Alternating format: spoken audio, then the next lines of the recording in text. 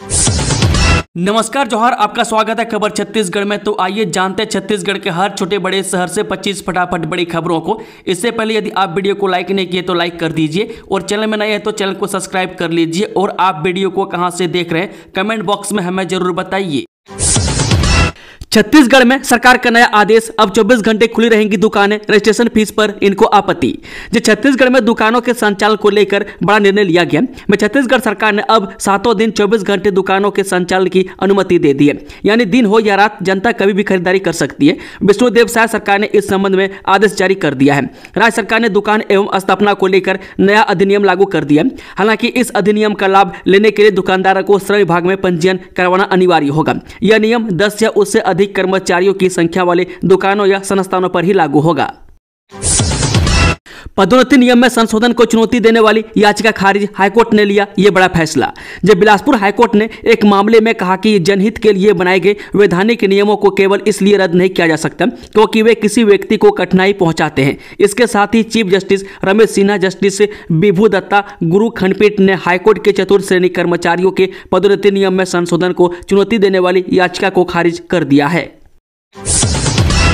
राजधानी में डायरिया का बढ़ा खतरा, पीने के पानी की टंकी में मिल रहा सीवरेज का गंदा पानी, डायरिया, टाइफाइड और स्किन इन्फेक्शन की बीमारियों से लोग हो रहे ग्रसित। जो राजधानी रायपुर के लाभांडी क्षेत्र में दूषित पानी की समस्या एक बार फिर से गंभीर हो गई है।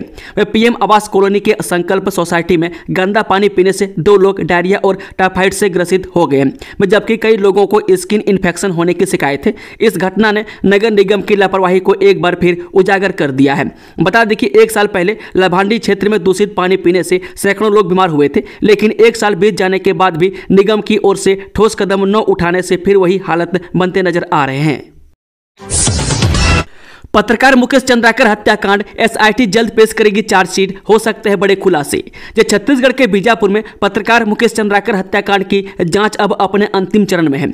एसआईटी यानी कि विशेष जांच टीम ने जल्द ही इस मामले में चार्जशीट पेश करने की तैयारी कर रही है। पुलिस के अनुसार जांच के दौरान कई अहम सुराग हाथ लगे, जिससे इस हत्याकांड से जुड़े कुछ और बड़े खुलासे होने की संभावना है।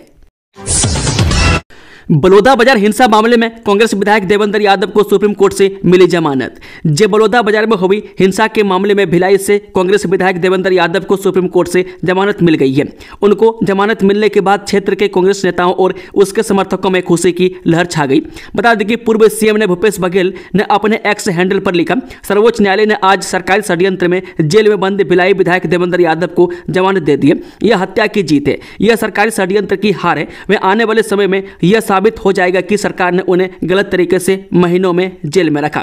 वे भिलाई कांग्रेस विधायक 17 अगस्त 2024 से जेल में बंद हैं। उन पर बलौदाबाजार हिंसा मामले में दंगा भड़काने का आरोप है। सुप्रीम कोर्ट से मिली जमानत के बाद अब देवेंद्र यादव जल्द जेल से बाहर आ सकते हैं। नक्सलियों का तालिबानी फैसला, जन अदालत लगाकर शिक्षक व एक ग्रामीण को दिन दहाड़े गोलियों से भूना। जिले के तुसवाल संकुल के प्रसाद तोड़मा में पदस्थ शिक्षक बामन राम कश्यप उम्र 25 वर्षीय व ग्रामीण युवक अनिस उम्र 22 वर्ष की हथियारधारी नक्सलियों ने दिन दहाड़े हत्या की है। नक्सलियों ने पहले शिक्षक बामन राम कश्यप को स्कूल से पकड़ा, फिर एक ग्रामीण अनिस के साथ जन अदालत लगाकर फैसला कर जंगल में ले जाकर धारदार हथियार से हत्या की। सूत्रों ने बताया कि यह घटना उस समय हुई जब शिक्षक अपने स्कूल में बच्चों को पढ़ा रहा था। स्कूल में 10 से 15 हथियारधारी नक्सली धमके और शिक्षक के साथ बेरहमी से मारपीट कर जन अदालत में ले गए। घटना के समय मौजूद बच्चे स्कूल में पढ़ रहे थे।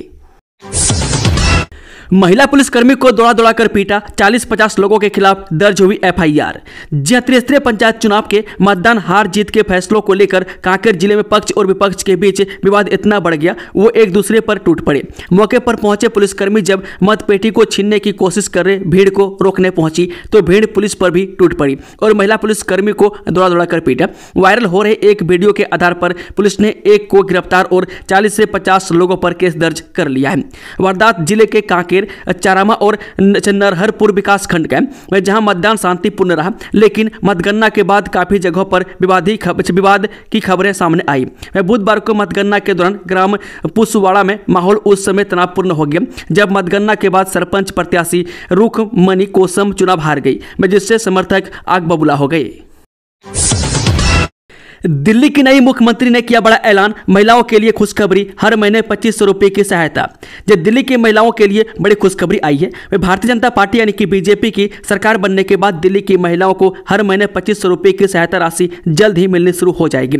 मुख्यमंत्री रेखा गुप्ता ने इस योजना की घोषणा करते हुए बताया कि होली से पहले पहली किस्त जारी कर दी जाएगी। सीएम रेखा गुप्ता ने घोषणा की कि दिल्ली की महिलाओं को 2500 रुपये प्रतिमाह की आर्थिक सहायता देने का वादा पूरा किया जाएगा। उन्होंने स्पष्ट किया है कि पहली किस्त 8 मार्च तक महिलाओं के बैंक खातों में ट्रांसफर कर दी जाएगी। यह 3 विशेष रूप से महत्वपूर्ण है क्योंकि 8 मार्च को अंतर्राष्ट्रीय महिला दिवस मनाया जाता है। भारत सरकार ने 119 एप्लीकेशन को किया बैन, कहीं आप तो नहीं कर रहे यूज। जब भारत सरकार ने कथित तौर पर 119 एप्लीकेशन को ब्लॉक करने के आदेश जारी किए, मैं इनमें से ज्यादातर चीन और हांगकांग के ऐप्स थे। मैं भारत सरकार का यह बड़ा फैसला साल 2020 के बाद आया जब भारत ने टिकटॉक समेत 100 चीनी ऐप्स पर प्रतिबंध लगा दिया था। हालांकि 2021 और 22 में भी कई ऐप्स ब्लॉक किए गए, लेकिन उनकी संख्या इतनी ज्यादा नहीं थी। मनी कंट्रोल की रिपोर्ट के मुताबिक लुमेन डेटाबेस पर गूगल के खुलासे के हवाले से बताया गया कि ये आदेश भारत सरकार के सूचना प्रौद्योगिकी अधिनियम की धारा 69A के तहत जारी किए गए, जिसके मुताबिक केंद्र सरकार को राष्ट्रीय सुरक्षा, संप्रभुता या सार्वजनिक व्यवस्था के हित में ऑनलाइन कंटेंट तक सार्वजनिक पहुंच को रोका जाता है। ब्लॉक किए गए ज्यादातर ऐप्स वीडियो और वॉइस चैट प्लेटफॉर्म है। में चीन और हांगकांग के अलावा कुछ ऐप्स सिंगापुर, अमेरिका, यूके और ऑस्ट्रेलिया के भी शामिल हैं।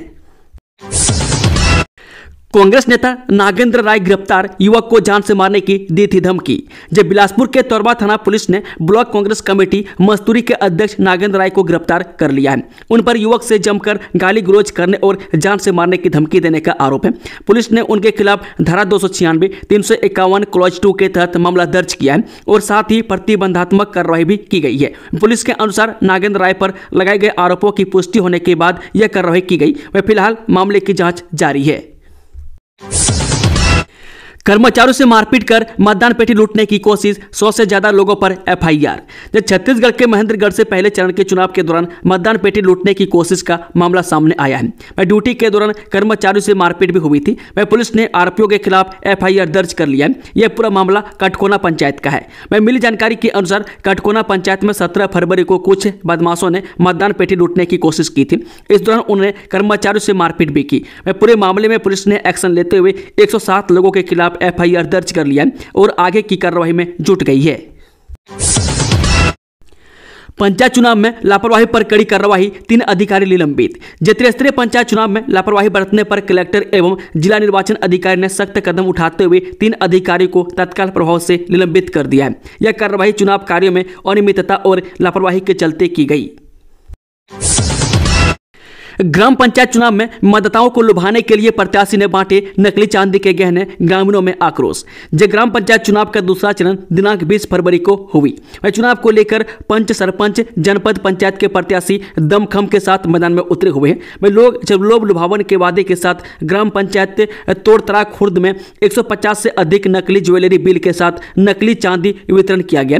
वहीं ग्रामीण मतदाता इस बात को लेकर आक्रोश में है। एटीएम पर चोरों का अटैक, धमतरी के रुद्री थाने से 100 मीटर की दूरी पर वारदात। जब बेखौफ चोरों ने रुद्री थाने से महज 100 मीटर की दूरी पर एटीएम को निशाना बनाया। मैं गनीमत रहे कि चोर एटीएम के कैश बॉक्स को निकालने में नाकाम रहे। रुद्री पुलिस के मुताबिक घटना बुधवार देर रात की है। चोरों ने एटीएम मशीन से कैश निकालने के लिए पूरी मशीन को तोड़ दिया। पुलिस एवं चोरों को पकड़ने के लिए एटीएम के आसपास लगे सीसीटीवी कैमरों के फुटेज को खंगाल रही है। पुलिस को फिलहाल कोई सुराग चोरों के बारे में नहीं मिला है।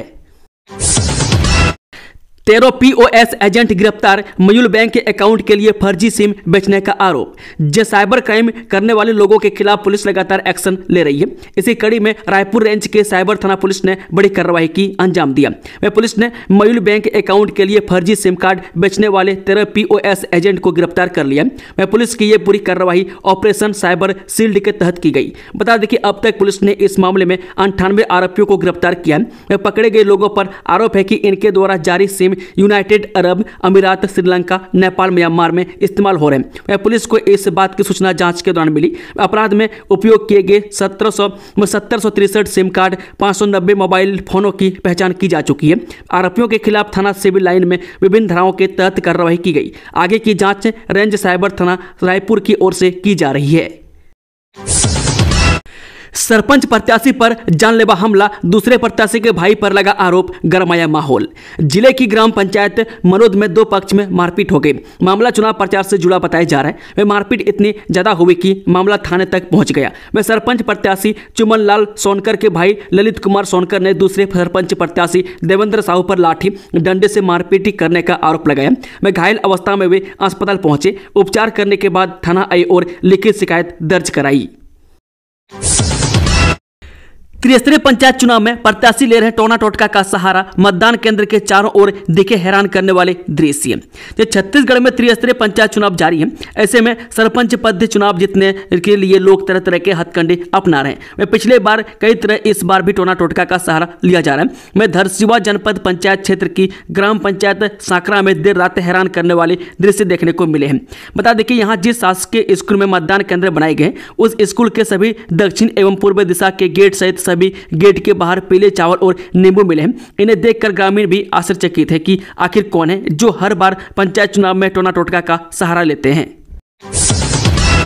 राजिम कुंभ कल्प मेले में पहुंचा 12 साल का नागा बाबा, कठिन परीक्षा के बाद नागा साधु बनने होते हैं पात्र। राजिम कुंभ कल्प में विभिन्न क्षेत्रों से नागा साधु संत पहुंचे हुए हैं। इन नागा संतों के बीच एक 12 साल का नागा बाबा श्रद्धालुओं के लिए कौतूहल का विषय बना हुआ है। नागा बाबा का नाम देवागिरी महाराज है, जो जुना अखाड़ा के तेरहमनी जगरामा परिवार में शामिल हुआ है। मैं कक्षा 8वीं तक पढ़ा। नरसिंहपुर जिले का रहने वाला ये बाल नागा बाबा धर्म की रक्षा और ईश्वर प्राप्ति के लिए नागा बनना स्वीकार किया। मैं अभी उनकी प्रारंभिक स्थिति है। मैं कुछ वर्षों की कठिन परीक्षा और परीक्षण के बाद उन्हें विधिवत नागा पद्धति से दीक्षित किया जाएगा, तब वे पूर्ण रूप से नागा साधु बनने के लिए पात्र होंगे। 24 घंटे काम करने वाला आईटी हब बनेगा रायपुर। नए अधिनियम से ईज ऑफ डूइंग बिजनेस और रोजगार को मिलेगा बढ़ावा, प्रदेश के राजस्व में भी होगी वृद्धि। छत्तीसगढ़ में शायद सरकार ने 7 दिन 24 घंटे दुकान खोलने का निर्णय लिया है। नए दुकान एवं स्थापना अधिनियम लागू करने के फैसले का व्यापारियों एवं आम नागरिकों ने स्वागत किया। इस फैसले से तेजी से रोजगार बढ़ेंगे, क्योंकि दुकान बंद करने की अब कोई समय सीमा नहीं है। मैं सरकार के यह निर्णय ईज ऑफ डूइंग बिजनेस के लिए बेहद प्रभावी है। मैं इससे रायपुर को बेंगलुरु और पुणे जैसे 24 घंटे काम करने वाले आईटी हब बनाने में भी मदद मिलेगी। मैं सरकार का यह निर्णय शराब दुकानों पर लागू नहीं होगा। मैं नए नियमों से छोटे दुकानदारों को राहत मिलेगी। मैं पंजीयन प्रक्रिया सरल होगी और कर्मचारियों के अधिकारों का बेहतर संरक्षण किया जा सकेगा। मैं पहले से पंजीकृत दुकानों को 6 महीने के भीतर श्रम पहचान संख्या प्राप्त करने के लिए आवेदन करना होगा, लेकिन इसके लिए उन्हें कोई अतिरिक्त शुल्क नहीं देना होगा। यदि 6 महीने बाद आवेदन किया जाता है तो नियमानुसार शुल्क देना अनिवार्य होगा। रिमोट कंट्रोल सीएम मिला, दिल्ली की नई मुख्यमंत्री पर भूपेश बघेल का निशाना। जब दिल्ली की नई मुख्यमंत्री के तौर पर आज रेखा गुप्ता ने शपथ ले ली है।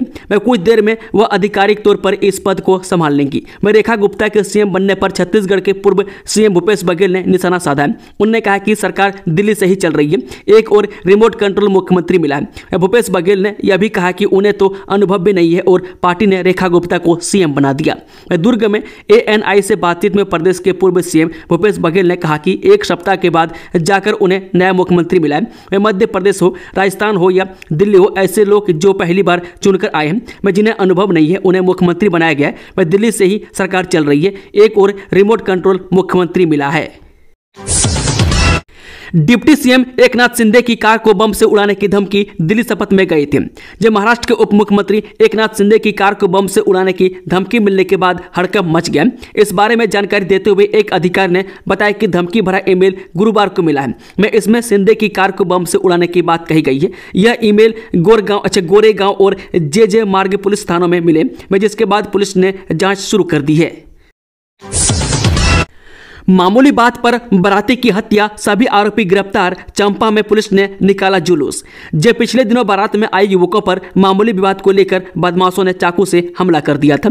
इस हमले में एक युवक घायल हो गया, जिसे इलाज के लिए रायपुर रेफर किया गया, लेकिन युवक की मौत हो गई। पुलिस ने हत्या के मामले में 2 नाबालिग के साथ 8 आरोपियों की गिरफ्तार कर लिया और शहर की सड़कों पर जुलूस निकाली है। बेमेतरा के बसनी गांव में 22 वर्ष की छात्रा बनी सरपंच, शिक्षा का विकास को बताई प्राथमिकता। छत्तीसगढ़ के बेमेतरा जिले में त्रिस्तरीय पंचायत चुनाव का प्रथम चरण संपन्न हो गया। मैं जनता द्वारा चुने गए पंच, सरपंच और जनपद सदस्यों के नामों का भी ऐलान कर दिया गया और प्रमाण पत्र भी दिए गए। मैं इन नामों में जिले के बसनी गाँव की महज 22 वर्षीय नवनिर्वाचित सरपंच प्रीति यदु इन दिनों का चर्चा का विषय बनी हुई है। पंचायत चुनाव के दूसरे चरण की वोटिंग खत्म, सबसे ज्यादा 70% मतदान महासमुंद जिले में। छत्तीसगढ़ में त्रिस्तरीय पंचायत चुनाव 2025 के दूसरे चरण का मतदान संपन्न हो गया। मतदान के दौरान कुछ जगहों पर हंगामे, प्रशासनिक लापरवाही, आचार संहिता के उल्लंघन और पुलिस पर हमले जैसी घटनाएं सामने आई है। हालांकि आमतौर पर मतदाताओं ने उत्साह के साथ मतदान किया। शुरू में मतदान धीमा रहा, लेकिन दिन चढ़ने के साथ अच्छा मतदान प्रतिशत दर्ज किया गया। सबसे ज्यादा मतदान महासमुंद जिले में करीब 70% और कांकेर जिला में 67.81% दर्ज किया गया। छत्तीसगढ़ में दूसरे चरण के मतदान संपन्न, अब नतीजों का रहेगा इंतजार। छत्तीसगढ़ त्रिस्तरीय पंचायत चुनाव को लेकर नक्सल प्रभावित क्षेत्र बस्तर संभाग हमेशा से चर्चाओं में रहा है। गुरुवार को दूसरे चरण के लिए मतदान चल रहे हैं। सुबह से लोग उत्साह के साथ अपने गांव के मुखिया का चयन करने के लिए पहुंच रहे हैं। सुकमा, बिलासपुर, बालोद, गोरला, पेंड्रा, मरवाही समेत अन्य जिलों में सुरक्षा के कड़े इंतजाम के बीच मतदान किया जा रहा है। नक्सल प्रभावित सुकमा में मतदाताओं में खुशी की लहर है। मतदान केंद्रों पर लंबी लंबी कतारें लगी हुई है। इस दौरान 43 विकास खंडों की 46,83,737 जनता अपने मताधिकार का उपयोग कर प्रत्याशियों का चयन करेगी। दोपहर करीब 1 बजे कुरुद डी में पूर्व सीएम भूपेश बघेल ने वोट डाला। वहीं पीसीसी चीफ दीपक बेज ने अपनी पत्नी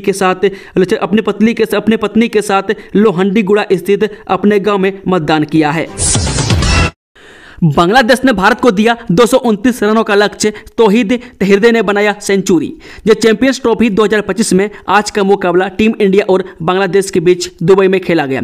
इस मैच में बांग्लादेश ने पहले बल्लेबाजी करते हुए 228 रन बनाई। जीत हासिल करने के लिए इंडिया को 229 रन बनाने होंगे।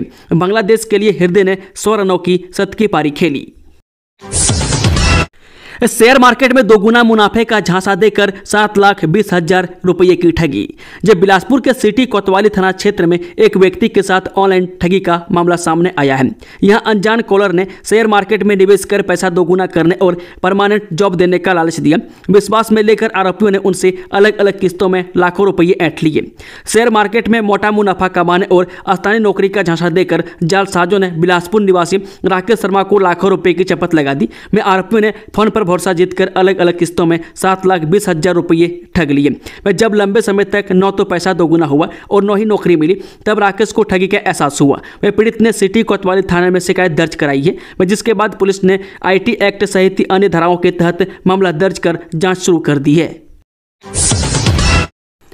मच्छर पकड़कर लाएं जिंदा या मुर्दा और पैसे ले जाएं, 5 मच्छर पर मिलेंगे इतने रुपये।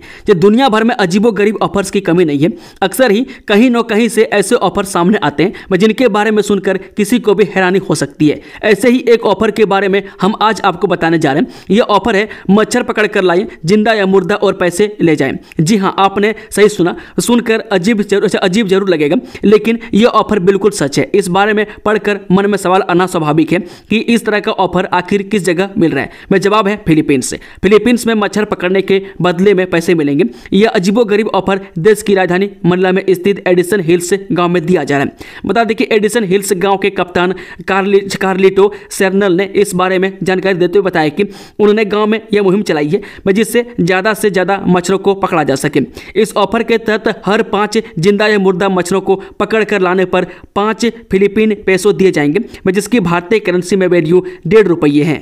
दोस्तों, खबरों का सिलसिला समाप्त होता है। अगर जानकारी पसंद आई हो तो वीडियो को लाइक, शेयर, चैनल को सब्सक्राइब जरूर कर लें और कमेंट बॉक्स में कमेंट करके बताएं कि आप न्यूज़ को छत्तीसगढ़ के किस जिले और पंचायती या मोहल्ले से देख रहे हैं। Thank you, all the best. जय हिंद, जोहार छत्तीसगढ़।